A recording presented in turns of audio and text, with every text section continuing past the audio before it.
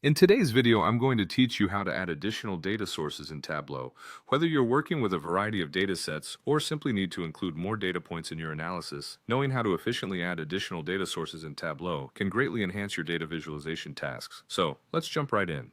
First, we'll start by launching the Tableau app. If you haven't already, go ahead and open up Tableau on your computer. Once you're in, you'll want to navigate to your worksheet. Depending on the version of Tableau you're using, you should see your existing projects listed, allowing you to access your current workspace with ease. With your worksheet open, choose the sheet where you intend to add the new data source. This is an important step as it sets the framework for where your new data will integrate into your ongoing work. Once you've selected the sheet, proceed to the Data menu at the top of the interface and click on it. Here, you'll find an option to select New Data Source. Alternatively, if you're already in a workbook, you might see a convenient New Data Source button directly on the Data Source page. Clicking this will guide you to the next step. At this point, a connection dialog will appear. This dialog is a critical juncture because it offers a variety of data connection options. Here, you can decide what type of data source you wish to add. Tableau supports a range of options such as Excel sheets, CSV files, or direct database connections. Choose the format that corresponds with your new data source. After selecting the type of data source, you will need to follow the prompts to establish the connection with your specific file or database. This usually involves navigating to the file location on your computer or entering database credentials, if applicable. Make sure to follow these prompts carefully to ensure a successful connection.